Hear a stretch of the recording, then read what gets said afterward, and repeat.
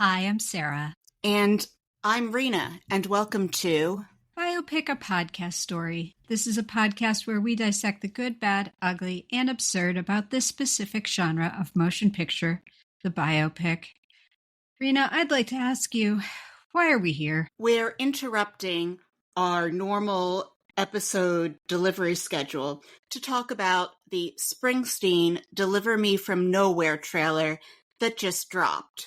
We will resume our normal episode schedule next week with Florence Foster Jenkins. Rena, can you give us the trigger warning? From what we can tell based on the 2.5-minute trailer, this movie contains depictions of white men taking themselves too seriously, car salesmen, the music industry, 6th Avenue, Bruce Springsteen, the Jersey Shore, Bruce Springsteen's music, men sitting around a recording studio nodding, method actors, carousels, perfectly beat-up leather jackets, and hotel rooms that look like they were designed to cater to the serial killer market. Rena, can you give us the spoiler warning? Spoiler warning. We are going to spoil everything, including possibly the major plot points in works of narrative art having nothing to do with this particular movie. Consider yourself warned.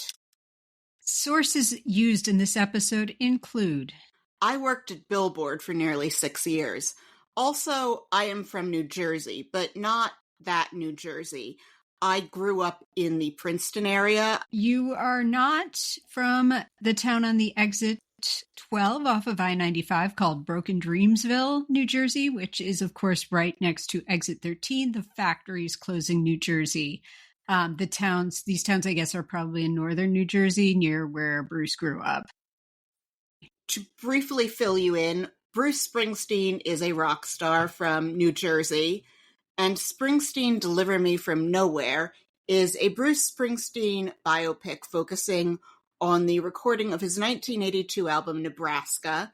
It is directed by Scott Cooper and features Jeremy Allen White of Shameless and The Bear fame as Bruce Springsteen, and it is due out in theaters in late October of 2025. So I'm trying to go into this as film, and going into it clean means I don't really know a ton of specifics about Bruce's upbringing. I know a bit about his personal life because we got People magazine at my house growing up. I do know this album well enough. There is at least 3 songs about cops on it. I'm not gonna fight anyone about his influence, his icon status, how good of a songwriter and performer he is. Like, I'm not here to say that he doesn't deserve to be here. He does. He's quite a master at what he's doing. This isn't a fight about his art or his dedication or Bruce the person. This is me begging the industry to fucking stop it with these movies, which I know they won't. I would say this is probably the first official shot in the Oscarbation Wars of 2025. And it is funny that we're calling this an emergency episode because we're not treating this with the urgency it deserves. It's been out for like a week or two, I guess, which is because there's a lot of things happening in this world. But really, is there anything as important as us finally getting the biopic of Bruce Springsteen? To remind you of what Oscarbation means, Oscarbation is a word for when an actor delivers a scenery-chomping performance cynically calculated to get him or her an Academy Award nomination. Directors and producers also commit Oscarbation, although the caveat to this is if they are indeed nominated, it is not Oscarbation. The phrase that we have is no nomination, it's Oscarbation, and we have a more detailed explanation of this pinned as a post on our Instagram account. Yes, it's complicated and layered. So the choice to focus on Nebraska is key here, especially in how it relates to Oscarbation, because Nebraska is an album that functions as an esoteric song cycle that you need to hear all the way through, and in my experience, need to listen to 5 or 6 times before it starts to grow on you, And before you start humming any of it independently, Nebraska is an album's album, and it's a sit down and hear the whole thing album, which makes it a natural fit for fans of what I call testosterone. Born in the USA, the follow-up to Nebraska is an accessible collection of songs that happens to hold together as an album while containing at least 4 mega hits that everybody knows. To be clear, the movie Springsteen, Deliver Me From Nowhere is not about the zeitgeist-capturing album with the 4 or 5 instantly recognizable songs on it. This is about the esoteric album's album that preceded the zeitgeist-capturing album. And because of that, it sits in a very precious space where the critics of the world and the kind of guys that I would hang out with in college in their dorm rooms and hope would start to like me would say that this was the better album. I would also say that this is in general very beloved among the critical set and also his fans who understand what words mean, which there is a significant portion of Bruce Springsteen's fans who I'm pretty sure don't get it when it comes to what he's talking about. And they fascinate me, and we'll get to them. But why don't we just start by breaking down on this trailer a bit, and we can start making some, predictions as to what we're going to see. So we open on him buying a fancy looking car that's probably a Corvette or something American. And the guy selling him the car is like,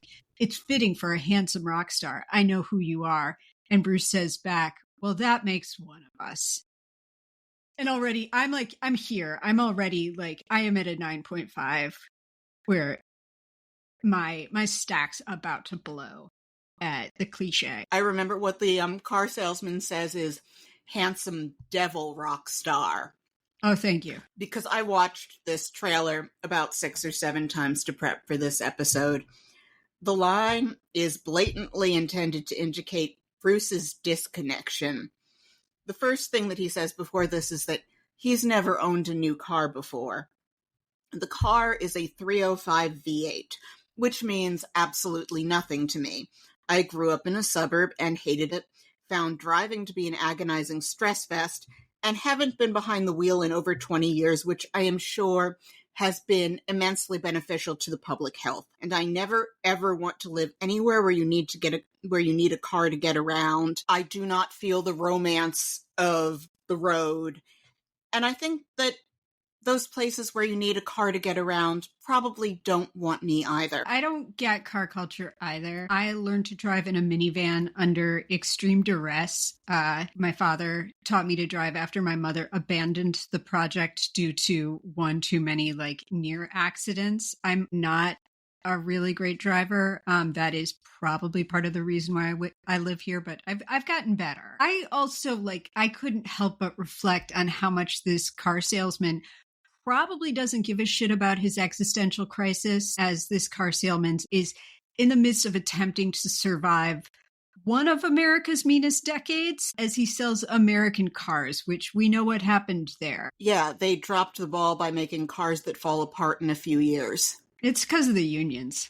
No, it's because they tried to sell cars based on style, but suddenly all the cars looked the same. They went with planned obsolescence, but people don't want planned obsolescence. They want to not think about buying a car more often than every 10 years or so. Anyway, so it's the executives of Detroit, I think, that let everyone down. Anyway, Jeremy Allen White, who is playing Bruce Springsteen, IRL, he has these gorgeous, pale, icy blue eyes, but he is wearing brown contact lenses here because Bruce Springsteen has brown eyes. I was pleasantly surprised to observe that colored contact lens technology has improved in the almost 30 years since Evita, where Madonna wore a pair of dark brown contact lenses that gave her eyes a blank, beady, uncanny valley look throughout the film. Or maybe Jeremy Allen White is just a better actor than Madonna.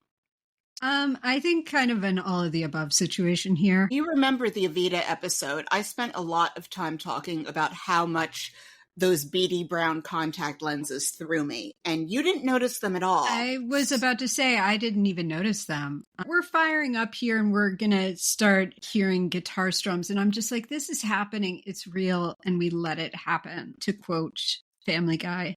And all of us are complicit in this film existing, in our buying of tickets to the Elvis movie and buying the CDs of the Joaquin Phoenix singing Johnny Cash. This has to stop. I just can't. I can't do these anymore. I did neither of those things, Sarah. I just started a podcast about them and you came along with me. I did neither of those things too, but enough people did it that we're still making this exact movie. So I will give Jeremy Allen White this. He has the gestures and kind of the way that Springsteen bops his head on his neck down pat here. I am not seeing lip from Shameless. I'm in like an existential struggle over whether or not this is acting or it is something else entirely. Like this, well, look how much I look like this person. I don't know how I feel about it, and I don't have an answer, but I'm just putting it out there. Is this something besides acting? We cut to like we're checking his mics because he's now recording in one of those rooms that went extinct in the early 1980s, which is to say it's got wood paneling, shag carpet, and there's probably a drain in the floor because everything was leaded, like paint and gasoline, and it made everyone more susceptible to being a serial killer. And he's all, don't need to be perfect. Wanted to feel like I'm in the room by myself. Bruce is doing a mic check with a really out of shape guy. It seems like there's some kind of sepia or pale brown gel over the camera. Although I will give Springsteen Deliver Me From Nowhere this much cred. Most of the cinematography looks gorgeous. We will be seeing where the money went, especially in the concert scenes. Yeah, but I felt the camera gels quite a bit. Yeah, I agree with you that it seems like it's going to be a very well shot film. Also, welcome to the show, Paul Walter Hauser, who is the man you speak of, who is a mad genius. We will see him again soon. He's a brilliant actor as far as I'm concerned. Is he the delusional loser who sets up an incompetent hit on Nancy Kerrigan in I, Tonya? Now I feel bad for body shaming him. He's one of those actors who makes everything they're in better. Yes. And to go back to that line that you hear Bruce say, I want to feel like I'm in the room by myself. My takeaway from this is that the album Nebraska is a metaphor for what men do when they can't get a girlfriend. I am phrasing this through a heteronormative lens because this is a movie about dad rock. It's an album essentially of demos, and we see now the title card from Scott Cooper. Scott Cooper makes a lot of movies about white men who are struggling to express themselves, including most notably Crazy Heart with Jeff Bridges, but he also made future episode subject Black Mass, the Whitey Bulger biopic starring Jonathan Depp as essentially a day-walking vampire who looks like Whitey Bulger, and is one of the most disappointing movie experiences I've ever had. Jonathan Depp is pretty upsetting looking in that movie, and it's a really like creepy appearance because he's like in white face. It's awful. Anyway, we call him Jonathan Depp on this show to make him sound uncool. Hate him. Sorry. So cut to a view up the street that no New Yorker has ever called Avenue of the Americas. We see the Radio City Music Hall sign, and we are in the offices of a record company. This could be another occurrence of John Hammond. John Hammond was around for a really long time. He died in 1987, so he is alive. I don't know if he was working. We could have a three-peat. We already have had a three-peat of John Hammond. Oh, shit, we have? He was in Respect. He was in Bessie. And he was in A Complete Unknown. He is so far possibly our only three-peater. I mean, Andy Warhol and MLK are going to beat him. but he could be a four-peater if there's a little old guy, John Hammond, wandering around in this. I don't know. It could happen. He could hold that record just a little while longer until we watch more movies about the civil rights movement and movies with Andy Warhol in them. I mean, you see the problem here first with the fact that we've seen John Hammond so many times. The fact that we keep bumping into the same record exec in these movies should speak to a fundamental problem we have here about making the same damn movie over and over, right? Yes, I think so. Also, was Johnny Cash on? He was on Columbia. You know, let's not fall down the rabbit hole of Hammond. Yes. If this movie's taking us there, it's taking us there. We are in record company headquarters where notable method actor Jeremy Strong is laying down the law on some matters of nuclear war level life and death. I love Jeremy Strong, but damn the self-seriousness. And he is perfect for this part because like the self-seriousness of this trailer, because he's like, here's what I want you to understand.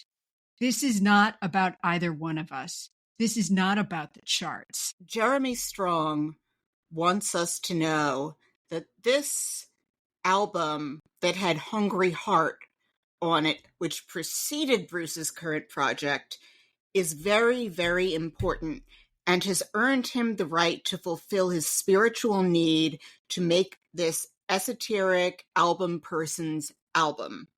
I don't think that we are adequately appreciating the magnitude of Bruce Springsteen's artistic journey and the massive significance that it has in all of our lives. Although in terms of delivering something ridiculous with sincerity, this is close up there with when Jeremy Strong was on Succession and he did that rap as Kendall Roy in the second season, which Kendall thinks this is a good idea. This record executive delivers this monologue with the same extreme sincerity and investment that Kendall delivers that rap. There's a cringe factor in the Happy Birthday Logan Roy rap, and there's something in this monologue that hit a certain similar spot in my critique of the actors are here. Yeah, Jeremy Strong is the best at this. The sun will never set on my love for the way he does his thing. So yeah, he is going to bat for Nebraska because Bruce just made the river and everybody loved that. And he's talking to David Krumholtz, repeat appearance by David Krumholtz. And he like does this lean in and he's like, And then Jeremy Strong finishes, and these are the songs that he wants to work on. So this, I sense, is going to be 2 hours of white men, like out white man explaining each other. So I'm excited to see that, like who wins the white man off. And once again, we are treating the recording of a white man's rock album like with the seriousness of a world extinction event, like with Malta, like Nixon about to open the West, the verdicts at Nuremberg, Appomattox, the Civil Rights Act. Like, are we about to be dragged into an unlawful war based on lies? No. This is going to be all about how Bruce Springsteen wants to record an album his way. And oh boy, is it deadly serious. Deadly serious. This, Jeremy Strong continues, this is not about the charts. This is about Bruce Springsteen. Donald Trump has the nuclear codes. But Sarah, this is about Bruce Springsteen. And these are the songs he wants to work on right now. I know. I'm wrong that this is, anything else is less important. Sarah, you have the note here in all caps. Kim, there's people dying, and I have to ask you, who's Kim? Okay, that was just me being angry while I was watching the trailer. So there's a meme of Kim Kardashian losing one of her diamond earrings in the ocean and freaking out about it. And her sister just says, Kim, there's people dying, and walks away. And that's kind of how I felt about... Don't wear diamonds to the beach! Well, no, I listen, Oh my... I don't agree with the wearing of the diamonds to the beach, but it's also like... You take off the jewelry before you go to the beach. Maybe if you have on like a gold necklace that doesn't tarnish, that always stays on and has a secure clasp, you don't bother with that. But no, you put the things in the hotel safe, or if it's your own place, you put them in the little candy dish that you put your jewelry in before you go to sleep. God, what is wrong with people? I don't disagree with any of these points. I think my note was more about my impatience for this film was particularly high given the place we are in the world right now. This just rubbed me the wrong way, I guess. So we're hearing the opening bars of the song Nebraska, which opens the album. Nebraska is, of course, a song about the crime spree of a white trash hooligan scumbag pedophile named Charles Starkweather, who is one of those monsters that we've insisted on romanticizing over the past 70 years. He was basically Ted Bundy before Ted Bundy. And you know what, Terrence Malick, I'm taking you out on this one too, because you made Badlands, and Bruce Springsteen wasn't inspired by like reading about the crimes. He was inspired by watching the Charles Starkweather story in the movie Badlands. Gorgeous movie, nevertheless, like a really wrong interpretation that romanticizes a pedophile monster. And the killjoy feminist in me has a lot of feelings about some of the subjects on this album and the many easy outs Springsteen, the songwriter, gives them. Because this song ends with, well, sir, there's just a meanness in this world, is the lyric, as the explanation, which, yeah, it was the explanation, but like interrogate your subjects a little bit harder. So I'm going to touch on part of how the whole white man thing plays out for me in the lyrics to the more accessible Hungry Heart. So the narrator of the song Hungry Heart is a deadbeat dad, and every time I hear the song Hungry Heart, I'm kind of grooving to it a little, but then I get so mad at him, like, fuck this guy. He probably traumatized the wife and kids back in Baltimore, and then he lets down this other woman that he meets in the Kingstown bar. He equivocates, avoids taking responsibility for his actions, and then rationalizes on the grounds that everybody's got a hungry heart. Like, he thinks it's all excused by him being vaguely poetic, and like, a river doesn't have to know where it's flowing. It's a river.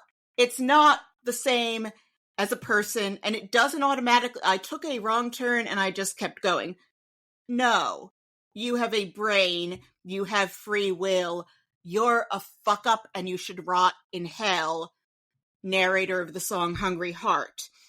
And if we assumed that the narrator, the speaker in the song, were black, there's no way that former New Jersey Governor Chris Christie would sentimentalize this business. The story of Chris Christie's long, sad, unrequited man crush on Bruce Springsteen makes for some delightful reading if you need to indulge a craving for schadenfreude. Bruce Springsteen does not like Republican former governor of New Jersey, Chris Christie, who left office with his approval ratings at I can't remember if it was 9 or 19%. Just Google Chris Christie bridge scandal. Nevertheless, Chris Christie tried to run for president in 2016, and I remember watching that debate and thinking, it is scary that Chris Christie is the moderate and Jeb is the grown-up in the room here. But when Hurricane Sandy wrecked New Jersey, it was probably the happiest week of Chris Christie's life because Bruce Springsteen was finally willing to hang out with him. Yeah, and he got off that train pretty quickly.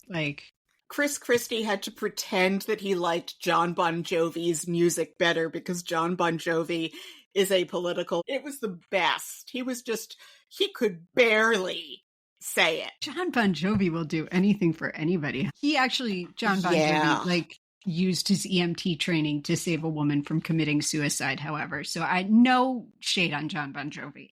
All we have now in the year of our Lord 2025 is Schadenfreude. So indulge in it. I think it was on the lower end, like a 9 to 11% approval rating. Like, I don't think it was 19. There was another time where the state was having some kind of problem and there were pictures of him and his family on a beach that they'd closed. Yes. And he still thought he should run for president. He is such a garbage dumpster human. The fact that he loves, you know how I mentioned up top about how like some people don't seem to understand the words that Bruce Springsteen is saying? Like, he's one of those ones where I'm like, how could you possibly like Bruce Springsteen, sir? Like, do you listen to what he says? I think the world is just full of idiots and jackasses who are like, whatever, you can dance to it. And I want to kick them all in the head. I guess like it's like the way like Paul Ryan likes Rage Against the Machine. And I'm like, have you heard their songs? Like, do you know what their songs are about? Like, they're about you, guy. Like, although I think he actually confuses Uncle Kracker with Rage Against the Machine and thinks that Uncle Kracker songs are Rage songs. So I don't think that he knows what he's talking about. It just doesn't seem possible that he would like them, though. I've always been someone who paid close attention to lyrics and their meaning. And if I've listened to a song voluntarily more than like 5 or 6 times, I've probably looked up who wrote it and tried to learn about them and their intent. And yes, I cared. And while I think that one of the tests of a great work of art is that it can take on meaning beyond what the artist explicitly meant, I do have an appreciation for that. So it drives me crazy when people aren't aware of the irony in the lyrics and pay no attention to them and don't care about the meaning of the lyrics or the artist's intent. And still more disturbing when someone uses an artist's work in a way contrary to what they intended, contrary to what they believed in. And it's one thing if they've been dead for a while, but especially if, for example, you are playing music by someone who disagrees with you vehemently at your event and they ask you to stop and you continue playing their music. If someone is using your work to further something that you disagree with, I feel a rage on that. The way that I feel about this on behalf of people that have asked certain people to stop playing their music is your artwork is your baby. So imagine that you have a baby and someone steals it from you and turns it into a chicken-feathered circus freak. And they parade it all over town, your baby that they've turned into a chicken-feathered circus freak. And you hear it crying out for you, and you want to grab it back and get it to the plastic surgeon and get it back to normal so that it's no longer a chicken-feathered circus freak, but you can't get to it. And they're like, no, I'm keeping your baby, and it's a chicken-feathered circus freak now, and I'm going to make whoever I want be entertained with it. I do. And yeah. Same. The whole thing is very complicated because it involves like the stadium's rights to use the music. Like it's a huge mess. But like the number of politicians who decided that Born in the USA was a good song for their campaigns who also happen to have an R after their name is astonishing to me, because that song is not, I think everyone knows at this point that song is not about like the American dream coming true. It's about homeless Vietnam veterans, right? Yeah. Vietnam PTSD. Yeah, the people that Reagan gladly released onto the streets of California and closed the mental hospitals for. But as I have said, America's meanest decade until recently was the 80s. We see a lot of sad, empty expanses of, I'm guessing, New Jersey, and he's like making out with someone who's entire character description is probably the girl. And we know she's not going to end up with him because he's going to marry Julianne from Sisters and then leave her 9 months later for Patty Scalfa. I certainly was wondering, like, you know, you mentioned your part of New Jersey. We're seeing no building of malls or big houses like in Paramus. I'm guessing this is all going to be sad, broken New Jersey. And I am also pretty sure the Menendez brothers were living in Princeton at this point. New Jersey wasn't all bad. One of my older siblings attended a party in Princeton at which at least one Menendez brother was present. There we go. We cut to him looking at old photos that are likely triggering sad, conflicted memories of how he grew up with a traumatized, hypermasculine dad who didn't know how to love him. And I want to be clear right now, I don't know anything about Bruce Springsteen's upbringing beyond what I have seen in this trailer, but that's what they're putting down pretty hard. So that is what I am picking up. And then we have a monologue that, I mean, I thought that I was in the midst of a fever dream after I heard it, because I was like, surely no one wrote that and put it on a page and it got through and it's being used to push me into seeing the movie. I would say that this monologue is right up there with the Republic monologue from the Alamo, which was read by John Wayne, and I could not read it with a straight face. I'll try to read it and you can take over for me if I can't get through it. Yes. Okay. So Jeremy Strong says, "Let me tell you a story. When Bruce was little, he had a hole in the floor of his bedroom. The floor, it's supposed to be solid. You're supposed to be able to stand on it. Bruce, he didn't have that. Bruce is a repairman. What he's doing with this album is he's repairing that hole in his floor. He's repairing that hole in himself. And once he's done that, he's gonna repair the world." I guess he doesn't have someone to have been cut in half real bad. Instead of a dead sibling, Bruce had a hole in the floor of his bedroom. So this hole in the floor of the bedroom at the Springsteen house, and the childhood scenes are filmed in black and white. People have been doing this since the Kansas scenes in Wizard of Oz. I was about to say, have you seen one Wizard of Oz?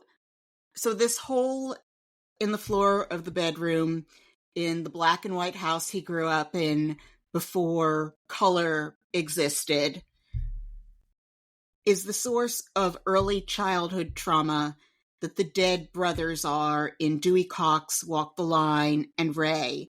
But in this trailer, we never see how large is this hole in the floor. Why doesn't anyone fix it? Is leaving it there the elder Mr. Springsteen's means of making sure that his son grows up manly?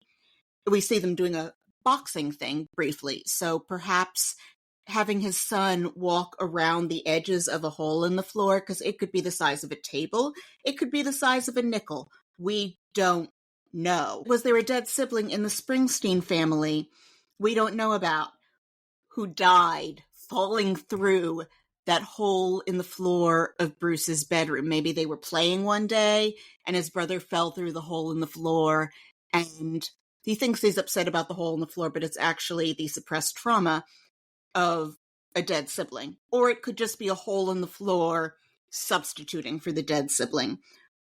We don't know. My takeaway was that instead of a dead brother, little Bruce Springsteen had, wait folks, a hole in the floor. Okay, I gotta say, you just took me on a little bit of a journey there where I had been making fun of this monologue as being about like a really insignificant thing. And I hadn't considered the possibility that this is like Chekhov's hole in the floor, like that it did something to him.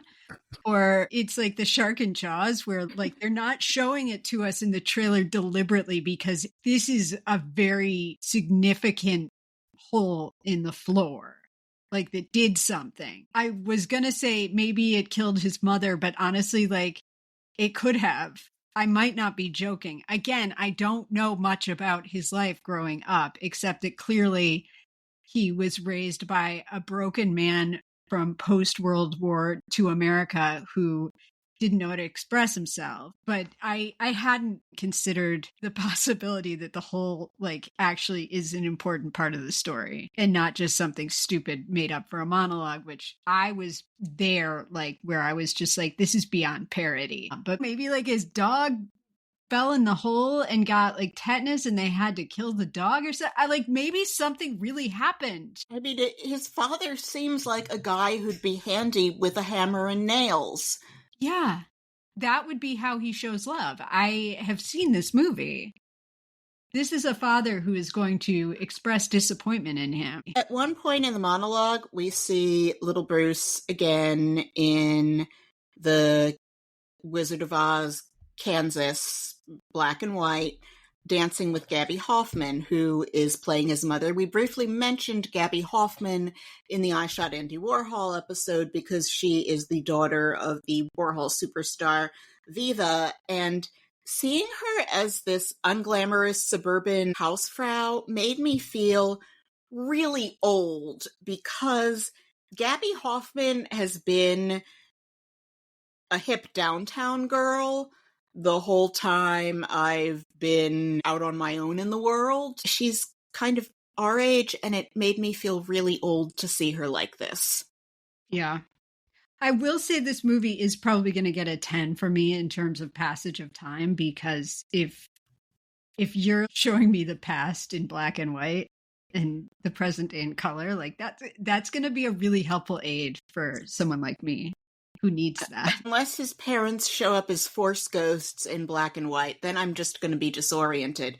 And then maybe the hole in the floor will like show up next to them, but it'll smile and wave. Oh my God! Do you think it'll have googly eyes? Scary. You think maybe. I don't know. Oh. Maybe the hole in the floor will look like an open vagina with teeth. I hope that the hole in the floor is like a surprise cameo by someone. Who would you have play the hole in the floor, Sarah? I would have the person I'd have play the hole in the floor. It would be Michael Stolbart, Avi. Or Bryan Cranston. But just knowing Hollywood, the hole in the floor is going to be played by your favorite actor, Robert Wool. Oh my God. Robert Wool. I mean, imagine that Robert Wool as the hole in the floor inspired probably one of America's greatest singer-songwriters. And if it was all because of a hole in a floor that talked like Robert Wool and ate his mother, then I don't know. That is a movie I would want to see. And that is a third act that I want. And let me just say right now, too, I am calling in again from the year of our Lord 2025. And I have a spoiler alert. No, he didn't save the world. He is not going to, and he hasn't. And even that podcast he did with Obama didn't help. He either doesn't finish repairing the hole in the floor or the hole in himself, because he certainly has not fixed the world. Bruce Springsteen has not repaired the world any time that I've been living in it, which I'll admit includes both the recordings of Nebraska and Born in the USA. I think that the people that would call the world we live in repaired are not the ones that Bruce Springsteen wanted to fix it for. Yeah. Which goes back to how the lyrics to Born in the USA were misunderstood. I feel like what this is telling me is that if you save an aggrieved and entitled white man, you save the whole world. I'm sure this album mattered a lot to Bruce and to the people around him and to Jeremy Strong's character. And I respect that he is advocating for his artist, but like the tone and the seriousness that we allow movies to give to whether or not this super cool white dude will be able to unlock his artistry is like, I mean, can we not? Like, we're seeing all these like shots of sadness and hugging in black and white. And then we get into Born to Run concert footage on stage, and he does look a lot like him. So another thing Bruce says in all of these montage shots is, I'm trying to hear something through all the noise. And I thought, Dewey Cox has to think about his entire life before he goes on stage.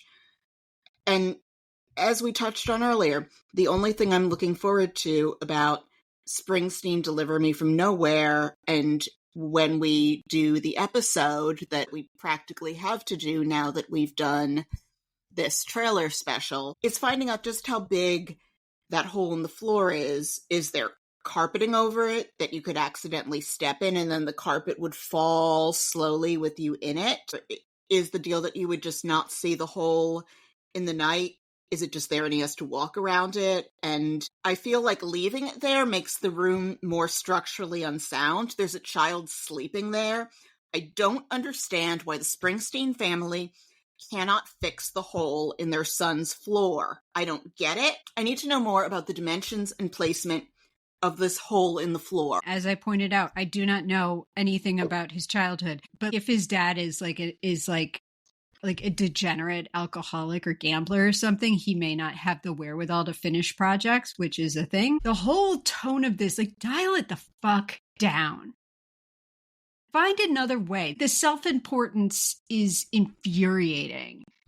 And like the running into characters we've run into already in movies that are about the same exact thing. Like, I'm so tired. Like, I'm so tired. So we see what I'll call the money shot here, which is Jeremy Allen White as Bruce Springsteen, the young Bruce Springsteen, seeing Born to Run in a sweat in concert, where like his hair is all stringy with being like coated in sweat.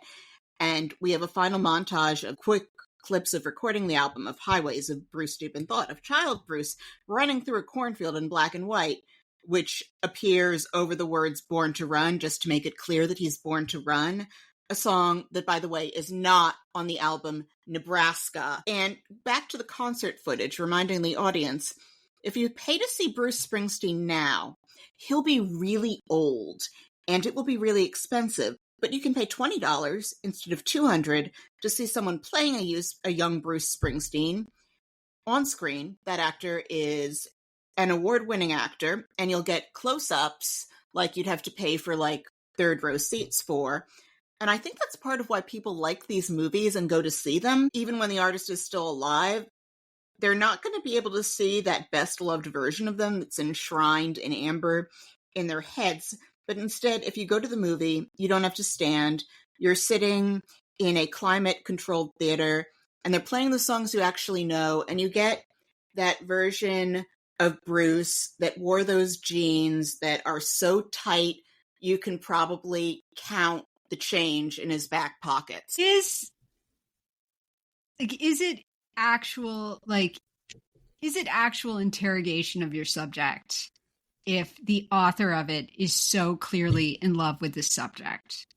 Like, wink and tell me that you kept your distance, Bruce, but you're alive and your music is being used with your permission. Let's not pretend that they're actually going to make you look bad. Scott Cooper knows where his bread is buttered. He knows that if he doesn't tongue bathe Bruce, the odds of him being like railroaded into a murder conviction in the state of New Jersey are not zero. He will be convicted of a felony in New Jersey and put in prison in some random pullover. We've had so many of these movies of like, you know, people getting nominated for Oscars for playing Americans' boomer heroes like Elvis and now Springsteen and Bob Dylan. And like, where does it end?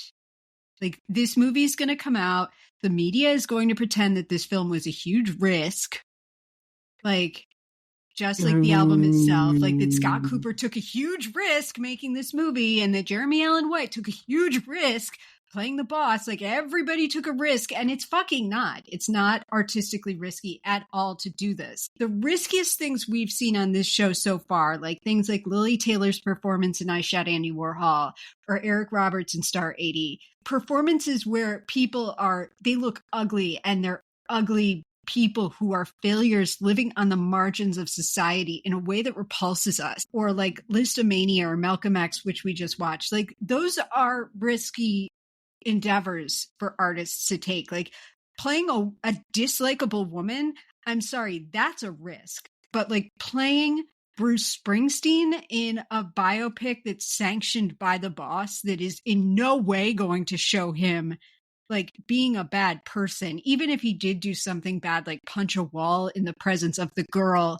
or something, it's going to be shown in this heroic way where it's like, but look how much he's a suffering artist. Can we not do this anymore? Can we have a higher level conversation about this where it's like not all of these things happening? I don't want to do the dance where we talk about risks, and this is the least risky thing that a person could do as an actor, as a director, unless they're planning on being actually critical and actually like interrogating some aspect of this process that had different effects on people. And it's like, it's not going to do that. It's not interesting. It's not art. Like, can we stop acting like it is? Can we stop it? I am the prove me wrong meme right now, but it's just like, what are we doing? Sorry. Sarah, I have no desire to prove you wrong here. We do not hate musical biopics. We've done a few on here that we really loved. Straight Outta Compton was terrific. We loved the Aretha Franklin one that we did in episode 4. After some of the things that we've sat through, I think it deserved a 9, not like the high 8 that we gave it, because now I appreciate that one. And I think Rocket Man, despite doing all the things I hate, did have parts where it transcended that. I've said, and I say it on that episode, that the middle third of Rocket Man is probably my favorite musical biopic ever. But I have a long list of biopics and historical drama limited series that I would love to see happen, and not one of them is about a 20th century musical artist.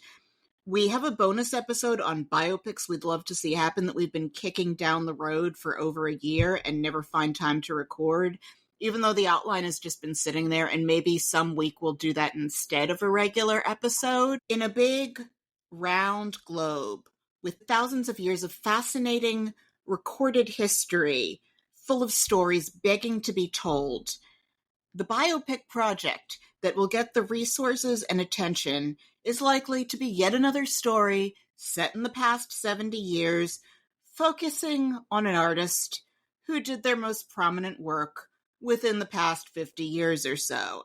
I love biopics because I love the sense of being swept away into another time and place and seeing history brought to life, especially when the film finds an original and propulsive way to tell the story. I constantly resent people for not caring about history because so many of the stories that I want to see told aren't being told. And when we do, aside from music artists, it's the Tudors. Again. Same things about the Tudors every 5 or 10 years or so. But Deliver Me From Nowhere is pointless to me because it's not about all those things that I mentioned from the thousands of years of stories that have had books written about them, but never been a sub-part of a movie or been barely touched on in something that just completely messed up the story because they thought that's what was commercial in like 1935 or something. And also, while I was watching this, the one thing I was looking forward to was, in the Deliver Me From Nowhere trailer, was where's our boy Mark Maron in this?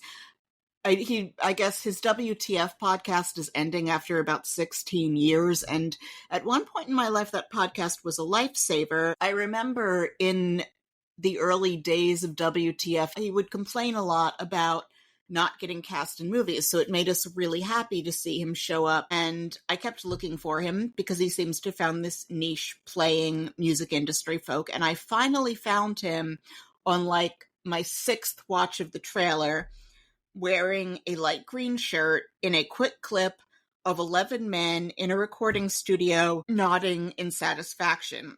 I was rewatching and freeze framing to look for the actors or characters that I was actually interested in seeing, and it was so hard to find them.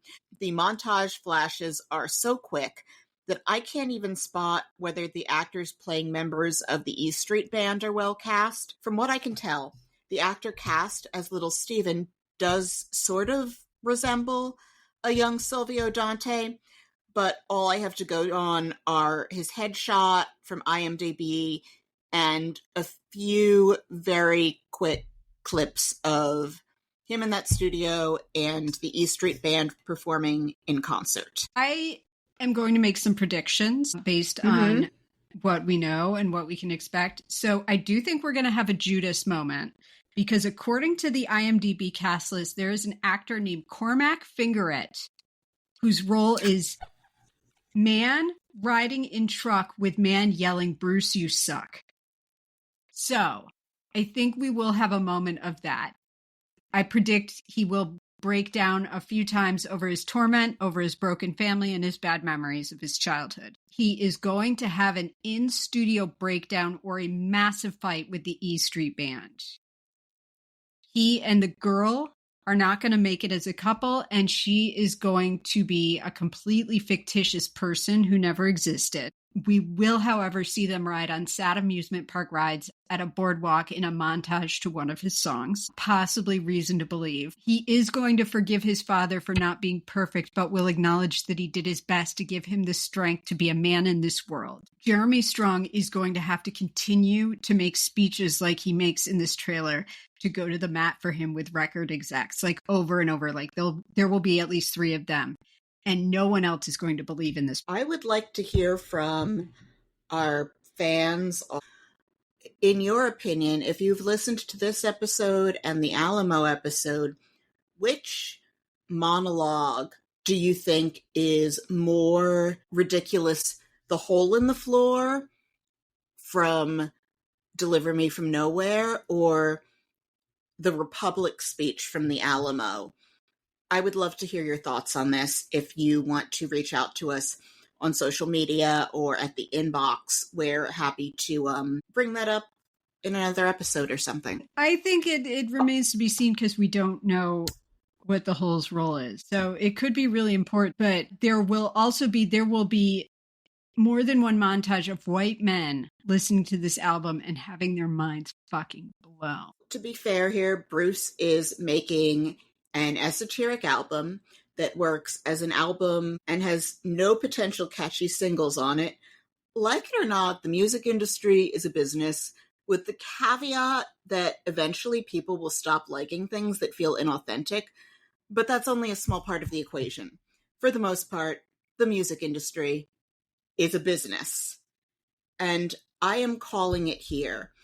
I predict that when we watch this movie, it will earn roughly a 5.6 from us. That's fair. I mean, it's already, as I said, probably a 10 for showing passage of time for me. There's going to be at least one monologue from Bruce about how he sings the songs of the Forgotten Man and the Forgotten Man's Forgotten Dreams. And also at some point in that fight with the E Street Band, it's going to be about whether or not this is the kind of music they want to play. But Sarah, you had a little quiz for me. I do. I have a quiz for you. We haven't had a quiz in so long. Tell us about the quiz. As I mentioned, I don't know much about him. So I did a tiny bit of work to prepare this quiz for you. It is a true or false quiz about one Bruce Frederick Joseph Springsteen. And you can tell me what is true and what is false. So okay. Actually, Bruce Springsteen was actually born on Long Island. True. False.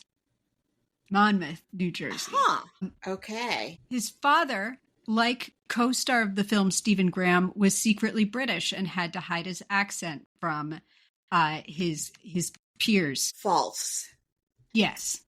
False. Clarence Clemens was the first Black person Bruce Springsteen met in person. False? Yes. Yes, false. Springsteen initially wrote the song Hungry Heart for the Ramones, but decided to keep it for himself. False. True. What? Yeah. It doesn't sound like a Ramones song. It doesn't, but yet. I read it, I found it on the internet, so it must be true. It kind of makes sense to me that the Ramones turned that down, or maybe the Ramones don't like deadbeat dads. All possible. They sing about sniffing glue and how their family sucks, but it sounds like the dad is there. Yes. Unlike the dad in Hungry Heart who just leaves because he's a schmuck. It's way too much of a story song for the Ramones. There's way too much narrative. Yeah. The KKK took my baby away is kind of narrative, but it doesn't. Yeah. It's not a ballad. Rockaway Beach is about taking the bus to the Rockaway Beach. But it's they're just on the bus. There's no they're at one avenue and then they're at another avenue on their way to the. Yeah, it's not a particularly eventful trip.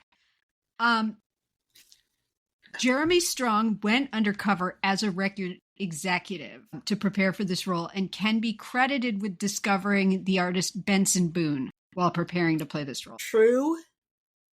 False. Oh my God, I am out of it. Wow. Damn, since we were doing an episode on the trailer, I didn't do any of my reading. These are pretty esoteric. Next one. There was not actually a hole in his floor growing up. False. Movies wouldn't lie to us about whether something actually happened, would they? You're right. That is false. The song Atlantic City, which is off of the Nebraska album and is one of my favorite songs by him ever. I love that song. Is based on the short story by Stephen King called The Ledge. True. False. It is based on, in part, a mobster. So it opens with the line, "They blew up the Chicken Man in Philly last night." That was a Philadelphia crime boss named Phil the Chicken Man Testa. And that was part of an ongoing mafia war that was taking place in the 70s over who would get the contracts to do the construction in Atlantic City. I do love when he sings "Everything That Dies Someday Comes Back." I love that song very much. So his nickname, The Boss, came because of his role being the band treasurer in their early days. True. Yes, he was called the boss because he handed out the money after gigs. Bruce Springsteen has a planet named after him. True. Yes. And my last one, Bruce Springsteen was a draft dodger. True. False. So he really.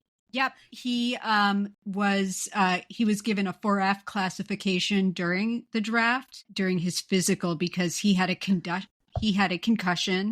or had had a concussion. Oh. And he apparently, his conduct during the exam was not appropriate, and they made him ineligible for military service. I knew that too. As you're saying that, I realized I just read about that last week. Damn, this is like the worst I've ever done on any of our quizzes. It is 5 out of 10. I mean, God. To be fair, those were not easy questions, and they were all pretty random. And I didn't study. I don't think the movie will get into any of those things unless maybe there is like a jam up between him and his father because his dad serves and he doesn't. I'm just horrified. That's the lowest score I've ever had on one of our quizzes. I will probably prepare one for Florence Foster Jenkins because I'm anticipating I'm going to hate that movie. Okay. Anyway, so I guess Streep. that is... We're finally doing a Streep. I know. I just don't... I don't want to watch it. Do you want to watch something else? I could switch it. Oh, no, that's okay. Let's get it done. Other stuff that you should watch instead. Other stuff you should watch instead. Jury's out on this movie, but... We did, as you mentioned, we loved Rocket Man. Listomania is a trip, and you will never see anything like it. Those would be my 2 recommendations. And if you want a musical biopic, I think our highest rated musical biopic so far is Straight Outta Compton. And I would say just ask Alexa or whatever your favorite device or music streaming service is, play Bruce Springsteen. Sarah, can you tell everyone about our Patreon?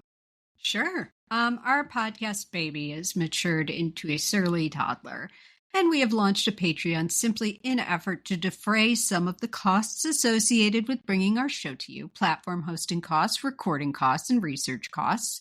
We also have to occasionally order a book off the internet, and we sometimes pay for movie rentals. We're offering shout-outs and access to our awful first 3 episodes to anyone who chips in for us. And with that, we'd love to thank Gates, who signed up already. Thank you, Gates. And if you liked our show, please leave us a 5-star rating and subscribe to us on iTunes, Spotify, or wherever you get your podcasts. And tell a friend, or better yet, plural friends, and share us on social media. We hear it helps.